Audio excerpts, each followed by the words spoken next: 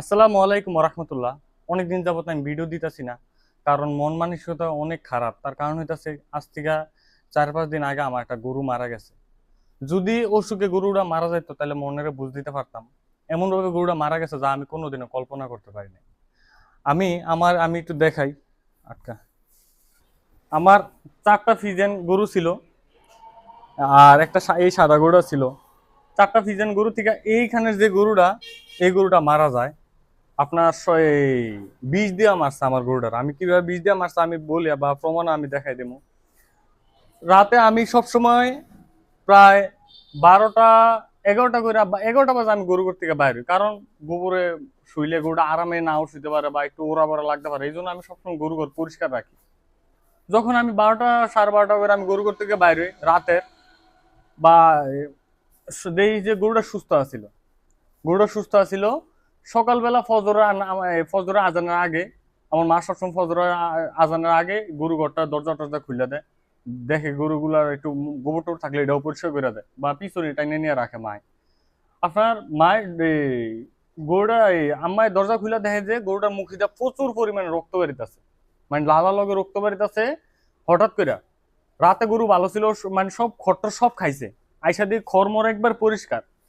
রাতে গরু ভালো ছিল, সকালে আইসা দেখে যে গরু মুখে দিয়ে রক্ত বেরিতেছে। আমার ডাক দিল, ডাক দেওয়ার পরে দেখে মানে আমি দেখতেছি যে মুখ দিয়ে প্রচুর পরিমাণে রক্ত বেরিতেছে, মানে নিঃশ্বাসও ফালাইতেছে জোরে জোরে এবং রক্ত করতেছে, রক্ত বেরিতেছে। তখন আমি মনে করছি যে গলায় কিছু একটা আটকেছে। আমি পুরা এতটুক হাত আমি তার গলার ভিতরে দিছি, দেখি না কিছুই নাই।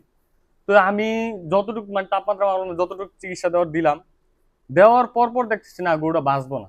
তখন আমি সাথে সাথে কষাইরে ফোন দিই। কষে আইতে আইতে গরুটার শরীর মনে হয় যে তার পিছনে দিয়ে মানে টায়ার যেরকম হাওয়া দেয় এরকম হাওয়া দেয়, পুরো শরীর ফুলে যেতেছে আর রক্ত বেরিতেছে। তখন আমার গরুটা মারা যায়। তখন আমি চিন্তা ভাবনা করতেছি হঠাৎ এমন কেয়ারে হইলো। এমন মানে অসুখ বিসুখ হইলে তো প্রায় অনেক দিন থাকে গরুটা। যেমন যে কোনো ভাইরাস জনিত রোগ হলে 14-15 দিন থাকে, বিভিন্ন সিমটম দেখা যায় না, না আর গরুটা বাঁচতো না, তাইলে গরুটা জব করে দেয়। 10-15 দিন তো থাকে। সকালে গরু ভালো আছিল, রাতে গরু ভালো আছিল, সকালবেলা এসে দেখি গরুর অবস্থা খারাপ। তো যাই হোক গরু মারা গেছে, গরুটা করলাম, করার পরে এরপরে এই মানে করার পরে আমি খুবই ভাঙ্গা পড়ছি, বুঝছেন। আমার গরু কি ছিল, আমার মন টন একটু ভালো থাকে না। তখন আমি এই গরু ঘরে আসি নাই। আমার ছোট ভাইটা গরু সারাদিন ওই দিন আর গরু ঘরে আসি নাই। আমি খুবই অসুস্থ হয়ে গেছিলাম। তো যাই হোক আমার ছোট ভাই কাজ করছে। রাতের বেলা আমি যে কোনো যত কাজ থাকবো আমি রাতের বেলা গরু ঘরে আসি, আইসা দিয়ে গরু খড় নাই। তো এই যে গলিটা দেখতেছেন, এই যে গলিটা দেখতেছেন, এখানে কিন্তু আমরা খড় রাখি, বুঝছেন। দেখ খড় নাই, তখন আমি কি করলাম যে আমার অসুস্থ শরীর নিয়ে আমি গরুর খড় একটা যে ওড়াটা আছে, ওড়াটা আস্তে আস্তে উপরে খড় দিয়ে বাঁচতে বাঁচতে এটা একটা একটা গরুর দিতাছি। দেওয়ার পরে দেখি যে এইখানে 3টা বা 4টা গ্যাসের ট্যাবলেট হলো। এই ট্যাবলেটটা এমন মারাত্মক, যদি আপনার এই নিঃশ্বাসটা লগে যায় আপনি কিন্তু মানে অনেক সমস্যা হইব। যখন আমি এমনি উবুতইয়া এই খড়ডাল নিতাছি, তখন ওই গন্ধটা আমার নাকে গেছে, পুরো আমার মানে অজ্ঞান হয়ে যাওয়ার মতো, বুঝছেন। কিভাবে দিছে, যেমন আমার এই যে ইয়াটা দেখে গিরিলটা দেখতেছেন, আমার খামারটা কিন্তু একেবারে রাস্তার পাশে, উত্তর ও দক্ষিণে। এদিক দিয়ে বাতাসটা আসে, এদিক দিয়ে বাতাসটা চলে যায়। আমার গরুটা কিন্তু সবসময় ঠান্ডা থাকে। তখন আমি আইসা দেখি যে এখানে গ্যাসের গন্ধ মানে বিষের গন্ধ কইতাছে। তো আমি সাথে সাথে মোবাইল লাইটটা জ্বালাইয়া আমি এমনি দেখতেছি, মানে দেখতে দেখতে দেখি যে ট্যাবলেট। আমি প্রথমে কিন্তু চিনি না, কারণ আমি গ্যাসের ট্যাবলেট কখনো দেই নাই। তখন আমার মারে দেখালাম, আমার চাচা যারা আছে তা করে দেখানোর পর পর দেখতেছি যে এটা একটা বিষ। এবং এমনি মনে হয় যে এটা দিছে, এটা দেওয়ার পরে এই গামলা পড়ছে, এই গরুটা খাইছে, খাওয়ার পরে এই গরুটা মারা গেছে। আর বাকি যেগুলো আসিল তখন এলাকার অনেক গণ্যমান্য ব্যক্তিরা আনলাম, আনার পরে দেখাইলাম, দেখানোর পরে সবাই এটা করলো। কিন্তু আমি কেউ মানে আমি সব সময় মানে যারা আমার ভিডিওগুলো দেখেন, আমি কিন্তু এই খামারটা অনেক কষ্ট করে আমি বড় করছি, এই পর্যায়ে আসছে। আমার এখানে প্রায় বড় গরু আছিল 14টা, বাছুর ছাড়া। আমার বাবা যখন মানে বাইচা ছিল, যখন আমার বাবা বাইচা ছিল তখনই আছে। তো আমার বাবা হঠাৎ এই ক্যান্সারে আক্রান্ত হয়, বিদেশ থেকে ছুটিতে আসার পরে ক্যান্সারে আক্রান্ত হয়। আক্রান্ত হওয়ার পরে তার যত চিকিৎসা আছে আমরা সব প্রাইভেট মেডিকেলে করাই। যেমন বাংলাদেশের সবচাইতে প্রাইভেট মেডিকেল সবচাইতে বড় স্কয়ার মেডিকেল ঢাকা। এরপরে চট্টগ্রাম সেভলনে করা, সম্পূর্ণ চিকিৎসা কিন্তু প্রাইভেট মেডিকেল করা অনেক টাকা যায় আমাদের। যারা ক্যান্সারের চিকিৎসা করেছেন তারা হয়তো বা জানেন, থেরাপি সবকিছু করতে অনেক টাকা গেছে। বা আমার বাবার সারা জীবনে যত সঞ্চয় ছিল সব টাকায় কিন্তু গেছে।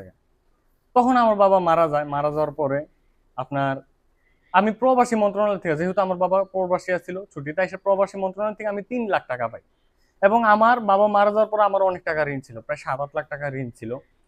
মানে যেহেতু আমরা মানে আমার বাবার যত টাকা ছিল তত টাকা, মানে যে যা সঞ্চয় ছিল সব সঞ্চয় বা সব টাকা চিকিৎসা পিছনে খরচ করে, এরপর 7-8 লাখ টাকা আমরা ঋণ করি আমার বাড়ির চাচা থেকে।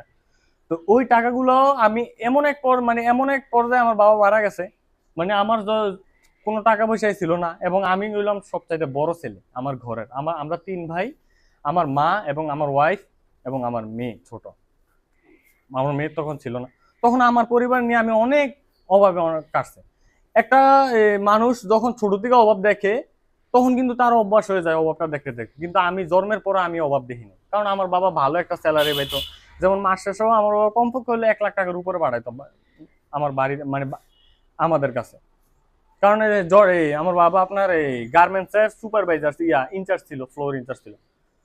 তখন হঠাৎ যখন অভাবটা আসে তখন কিন্তু আমি ভাঙ্গা পড়ি না, আমি আল্লাহর উপর ভরসা রাখছি, আমি কষ্ট করে গেছি। তখন ওই 3 লাখ টাকা থেকে আমি 4টা গরু কিনি। এরপরে আমি যেহেতু আমার গাভীর ফার্ম ছিল, যেখানে আমি দুধ দিতাম আগে, আমার নিজস্ব গাভীর দুধ, ওইখান থেকে অগরে আমি বলছি যে আমি আপনাকে দুধ দিতে পারবো। তখন আমি এলাকা থেকে গ্রামে গ্রামে আমি দুধ কিনা নিয়ে আমি সাঁচার, মানে যে মিষ্টির দোকান দিতাম ওইখানে বিক্রি করতাম। 50 টাকা কিনা নিয়ে 60 টাকা 5-50 টাকা এরকম বিক্রি করতাম। তো ওইখান থেকে আমার ভালো একটা পরিবারটাও চলতেছে, খামারটাও বড় হইতেছে। আমি অনেক কষ্ট করে আমার এই ইয়াটা করছি হালাল উপায়ে, বা আপনাদের ভালো একটা পরামর্শ দেওয়ার। আমি কিন্তু সবসময় টাকার জন্য আমি ভিডিও দিই না। টাকার জন্য যদি আমি ভিডিও দিতাম আমি প্রতিদিন ভিডিও দিতাম, বা টাকার জন্য ভিডিও দিতাম আমি এখান থেকে ব্যবসা করতাম। আমি পারলে এই যদি ব্যবসা করে আমি মাসে অনেক টাকা কামাইতে পারতাম। যেমন যেমন আমি আমার এই পেজ দ্বারা তো আমি কোনো খাদ্য সেল করি না, কোনো ওষুধ সেল করি না, কোনো কিছুই সেল করি না। কারণ খাদ্য যদি সেল করি সবাই তো আমার খাবারটা নিয়ে ফলাফল পাইব না। 10 জনের মধ্যে 7 জন ফলাফল পাইব, 3 জনে ফলাফল পাইব না, 3 জনের থেকে খারাপ মন্তব্য আসবো। এই কারণে আমি খাদ্য সেল করি না। আমার কাছে এমনও অফার আছে যে আপনি শুধু আমাদের মেডিসিনটা দেখাইবেন, আপনি শুধু আমাদের মেডিসিন গুলা গরুর খাওয়াইবেন, এগুলো আপনার ইউটিউবে দেখাইবেন, মাস শেষে আপনারা 50,000 টাকা দিব। কিন্তু আমি ওইটাও দেখাই না, কারণ আপনার ওই মেডিসিনটা 10 জনে ব্যবহার করলে 6 জনে 7 জনে ফলাফল পাইবো, আর 4-5 জনে ফলাফল পাইবো না। ওইখান থেকে খারাপ মন্তব্য আসবে। এবং আমি সবসময় মনে করি যে ব্যবসা টাকার জন্য না, ব্যবসা আমি ইবাদতের জন্য করি, টাকার জন্য করি। তখন আমি এগুলো করি না, আমি শুধু ভিডিও দিই যে আমার প্রত্যেকটা ভিডিও যাতে মানুষ শিখতে পারে, নতুন করে কিছু শিখতে পারে। আমার মতে আমি কোনোদিন আমি কারো খারাপ চাই না, কারণ আমি সবসময় মনে করি আমি অন্যের খারাপ চাইলে আল্লাহ তাআলাই আছে উপরে, আল্লাহ তাআলার কাছে জবাব দিতে করতে হবে। এই গামলাটা এখনো গ্যাসের গন্ধ কয়, তো আমি যাই হোক, আমি পরিবার নিয়ে অনেক কষ্টে থাকলো। আমি হালাল উপার্জন করতে চাই, যে আপনাদেরকে সঠিক তথ্যটা তুলে ধরতে চাই। এর মধ্যে যদি কারো আমি খারাপ করে থাকি তাইলে আপনারা আমার বলেন, আমি ইউটিউব ছাইড়া দিব। এবং আমিও চিন্তা ভাবনা করতেছি না আমি আর গরু পালবো না। এমন একটা পর্যায়ে যাইতেছে যদি আমি সিসি ক্যামেরা না লাগাই বা বিভিন্ন সিকিউরিটি না করি তাহলে আমি আর এখানে গরু পালতে পারবো না, যে শত্রু লেগে গেছে। তো আমি চিন্তা ভাবনা করতেছি, যদি কারো ক্ষতি করি বা আমার এই ভিডিওতে যদি কারো ক্ষতি হয়, তাহলে আমি চিন্তা ভাবনা করছি আমার এই ইউটিউব এবং ফেসবুক এমন কেউ যদি থাকেন না আমার থেকে ভালো উপদেশ দিতে পারবো বা আমার থেকে ভালো একটা কিছু দেখাইতে পারবো, তাহলে আমি তার বিনা মূল্যে আমার এই দুটা চ্যানেল আমি দিয়ে দিব, বুঝছেন? আমি এমন যদি এমন কেউ থাকে আমি দিয়ে দিব, কারণ ভাই আমার টাকার লোভ নাই। আমি হালাল উপার্জনে করতে চাই, যে কোনো কিছু হালাল উপার্জনে করতে চাই। আমি এই ভিডিও না দিলে আমার কোনো সমস্যা নাই, আমি কষ্ট করতে পারি ভাই। আমি এই গরু পালনের পাশাপাশি বিভিন্ন কাজ করতে পারবো, গাড়ি চালাতে পারবো, যে কোনো কাজ করতে পারবো। কিন্তু আপনাদেরকে ভিডিও দেওয়ার পরে মনে হয় আমার শত্রুরা বেশি বাইরে গেছে। তো যাই হোক, আপনারা আমার জন্য দোয়া করবেন যাতে আল্লাহ তাআলা আমার সকল বিপদ থেকে উদ্ধার করে এবং আমার ধৈর্য ধারণ করার ক্ষমতা দেয়। কারণ আমি এই ধৈর্যের কারণে আমার খামারটা আবার উঠাতে পারছি। আমি অনেক টাকা লস খাইছি এই খামার দিয়া, গাভী পালন করে। এরপর আমি মোটা তাজা করছি, এরপর আমার বাবার পিছনে অনেক টাকা গেছে, সব আবার আমি নতুন করে আজকে 3 বছরে আমার খামারটা আবার দাঁড় করাইছে আমার পরিবার নিয়ে। তো এই পর্যায়ে এসে যদি আমার ক্ষতি হয়ে যায়, আমি চাই না যে যদি অনলাইনে বা ভিডিও দেওয়ার পরে কারো ক্ষতি হয় বা আমার কেউ ক্ষতি করার চেষ্টা করে, আমি চাই না যে এই ক্ষতিটা আর হোক। তো এই জন্য বলতেছি যে আপনাদের মধ্যে যদি এমন কেউ থাকেন যে না, আমার নাম সাইফুল, হ্যাঁ, যে আপনার থেকে আমরা আরো ভালো ভালো মানুষের দেখাইতে পারবো, আরো ভালো ভালো উপদেশ দিতে পারবো, আরো ভালো ভালো সহজে গরু মোটা তাজা করে কইরা দেখাইতে পারবো, এমন যদি কেউ থাকেন আপনি আমার সাথে যোগাযোগ করবেন যে কোনো মাধ্যমে। আমার মোবাইল নাম্বার আছে বা আমার কমেন্টে আমি আপনার সাথে যোগাযোগ করবো। করার পরে আমি আমার এই ইউটিউব এবং ফেসবুক আমি আপনাদের দিয়ে দেবো, আমার কোনো টাকা দেওয়া লাগবে না। শুধু আমি এটা চাই যে সব সময় যে ভাই নিবেন সব সময় যাতে আপনারা ইয়া করেন, সব সময় যাতে মানুষের ভালোটা চান, বা আমি যাচাই বাছাই করে দিব যদি আমি কারো ক্ষতি করে থাকি। আর যদি না, আপনারা যদি বলেন যে না আপনি ঠিক আছেন, আপনি সবসময় সত্যিটা দেন, তাহলে আমি দেওয়ার চেষ্টা করবো। কিন্তু আমার এমন পর্যায়ে আইছে, আমার এখন মনে হয় না যে আমি গরু পালতে ইচ্ছা করতেছে, আমার খুবই খারাপ লাগতেছে।